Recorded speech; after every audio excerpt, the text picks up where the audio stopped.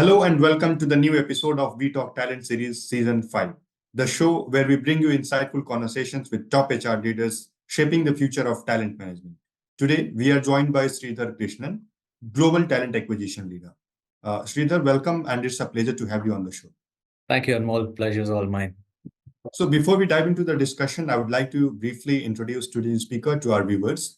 So with over 23 years of experience, Sridhar is a leader across talent acquisition and HR business partner functions in periods of growth and drawing out people strategies for business from change management, restructuring, and employee engagement to compensation modeling and delivery.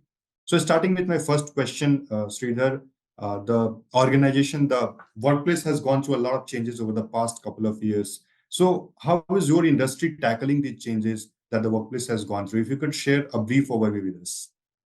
Sure. I think a couple of challenges, if we have to call out, Anmol, I think it's very important because it's been changing in the last couple of years, and any of the challenges have only accentuated, and we are getting together as organizations, as an industry, to come together to solve for these. Some of them are, in terms of communication itself, communication across the org, communication from top down, amongst employees. So that's a big challenge which has been in the last couple of years. If you really see, when I say communication, or the lack of communication also to a large extent. So I think that's one thing which we've always faced in terms of what's the clarity in the organization which the leadership is providing, or has there been constant communication in terms of which direction the organization is really going, or in terms of what our growth plans are, or what are we heading towards. Especially last couple of years, I think the pandemic happened and a lot of changes have happened in the workplace. We've gone virtual, we've come back to hybrid working. Now we are almost getting back to work. So there's been so many changes, and communication has been a key, parameter, and that remains one of the challenges. And it's being addressed as well. The second thing is, keeping employees engaged and motivated at the same time. I think it's a very important factor because, again, if I have to consider the time periods between, if we have to, it's almost like three eras. One is pre-COVID, COVID, and post-COVID. So if you really look at these three eras, expectations by people, expectations of employees have changed over these three periods, if I have to say. Earlier it used to be, coming to office, getting together, work together, and then it became hybrid, and then it became work from home, and then became hybrid. Now a lot of people, even, and I represent Bangalore to a large extent as while I recruit across the world, when just looking at a small a city like Bangalore, these days I can say that, someone from North Bangalore does not want to travel to South Bangalore, and that's what it is. And, a lot of these actually make a huge difference. At the same time, keeping them motivated, keeping them, really abreast with what's happening in the organization, and really keeping them, making sure that they're also creatively adding to the value of the company, I think is very important. The third thing is, one is skilling, reskilling, and upskilling. I think, anyways towards skilling. And when I say skilling, it's not just skill, but also the behavior of people in terms of how have they worked and how do they continue to work in the organization, I think is a big thing, which we'll have to consider. These are some of the challenges which I've seen over the years. We saw the Great Resignation, and we saw that taper down, but at the same time, I think there's also layoffs happening across organizations. So there's a lot of emotional turmoil also happening in the industry at this point, right? So there are these challenges which are there, and the industry is trying to tackle that at this point. So you mentioned about the evolution of skilling in your industry. So how do you see the importance of soft skills evolving in the future? See, soft skills, it's okay. When you talk about evolving, right, I think soft skills have always been important. When you look at even 100 years ago, soft skills were very important. Even now, soft skills are important, and the future also soft skills are going to be important. When I say soft skills, it's not just, about good spoken language, but it's more to do with how do you network with people? How do you really build a network? How do you really go about achieving results through networking? How do you really, work with a team effectively? I think is very, very important. That comes under soft skills. If you look at effective communication, how do you really communicate across the organization? Are you making, effective presentations at this point? Are you trying to convince on a certain problem? Are you trying to solve problems? How are you really trying to solve problems in the organization? How are you trying to convince, say, for example, your senior leadership? How are you going about solving conflicts in relationships? I think these are things which are most important in any organization. And I would say these are the skills which are most important in an organization to succeed as well as we go forward. Because soft skills, there are a lot of skills right now which can be automated. And, it is happening now. And more soft skills are going to be important in organizations as problems are going to get more complex as we see. Absolutely. And that's what I think. Yeah, absolutely. So, Sridhar, according to you and your industry demands, what type of skill shortage do you think is causing the talent? See, of course, I'm from the IT industry, and while there are different domains in the IT industry, IT skills, of course, are always a challenge and will continue to be a challenge. Yeah. One, because of the nature of it. The second thing is because of the changing nature of it as well. Because every day there's a new skill, and every day there's something which is coming up, and people have to keep upskilling themselves. People have to keep looking at different, technologies to kind of keep abreast in the market. So I think that's one, of course, and we don't need to talk about that much because everyone knows about it, and every recruiter has this challenge of hiring the best tech talent. So I think that's definitely there. But what is really important, and I feel, what I've seen in the market is that one is we really, the skill gap which is there in the market is now people who can problem solve across organizations. I think people are so siloed in their own work, particularly looking at their own work, but are they solving organizational problems? Are they people out there who are thinking big, really looking across the organization and solving problems for the organization, which may be a higher impact or a lower impact, but are they doing that? I think problem solving skills, critical thinking skills are a huge necessity for any firm at this point. The third one, if I have to say, I'll close at three. Customer centric skills is something which is very, very important. In the market, there's at least 20% of the customers who there's a churn of 20% of customers year on year. That means it's a huge amount of churn, and that affects the bottom line of the business, right? So it is very important that every employee in the organization gets customer centric. Maybe an external customer, maybe a client maybe you're a business manager who's working with another business manager, or you're someone in the organization who's catering to another business.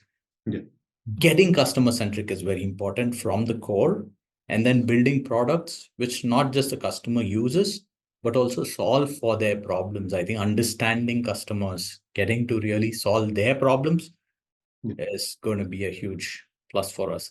I think those are the couple of skill gaps which I think is still in the market, and I think we have to do something about it as we go forward.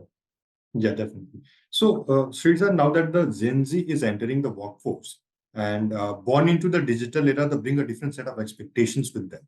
So, what's your take on this? How do you think that their expectations differ from those of the previous generations? I think the reason also they're being talked about, couple of reasons why they're being talked about is one, they're vocal about what they want. If you really look at generations from ours to the millennials to the Gen Z now, what has really changed is that they are vocal about what they really want. They know exactly what they want. Or, also because of the kind of exposure they have, they're digital first kind of, citizens. They were born in the digital age, so they really know what's happening across the world. They're very, very well connected.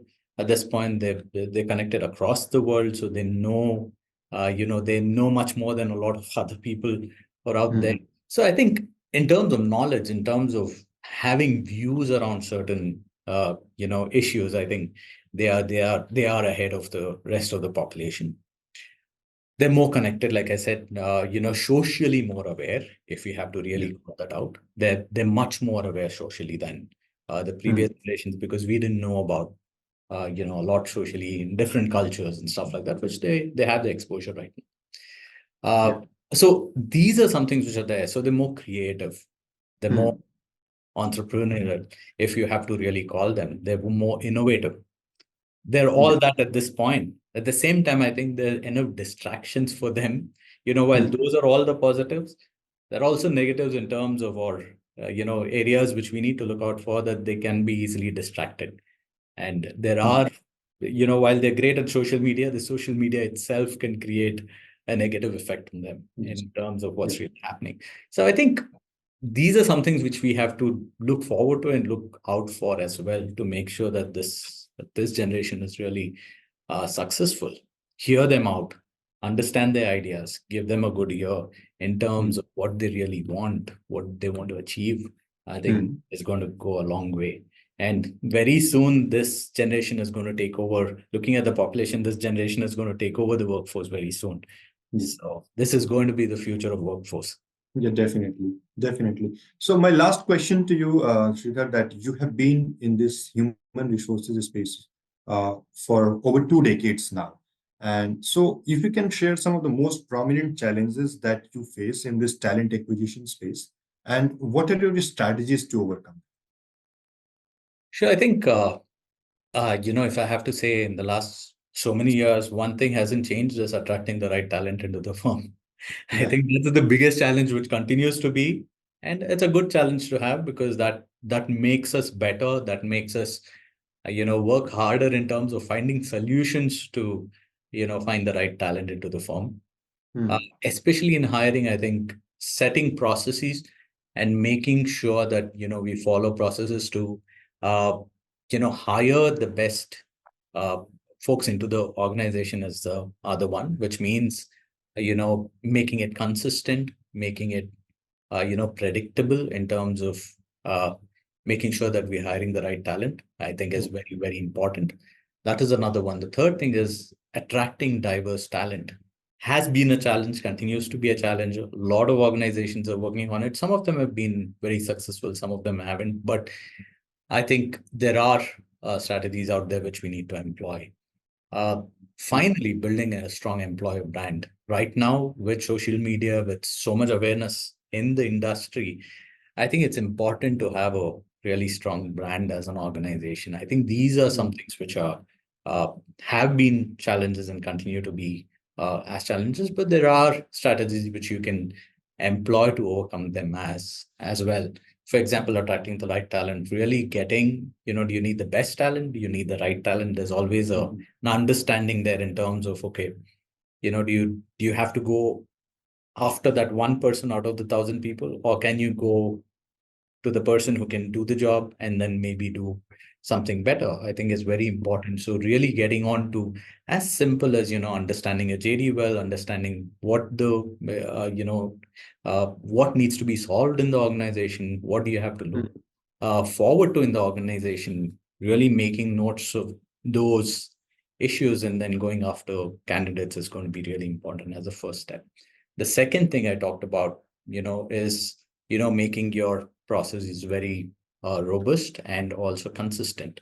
Understanding the competencies which are, especially in senior level hiring, understanding competencies which are really required in that job, for that, role, or for the organization, really looking at the values of the organization, bringing someone with the right behaviors, addressing those behaviors, or addressing those behaviors in your interviews, I think are really important, apart from the functional and the technical, of course, which will get tested.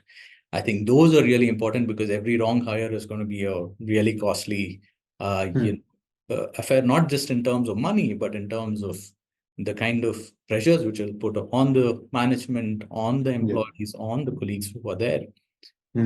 And finally, looking at diverse talent, I think there's a lot needs to be done. Awareness needs to be built in terms of diversity, understanding that, diversity while you're looking for diversity, it's not just a hire, but it's an investment you're making for the future.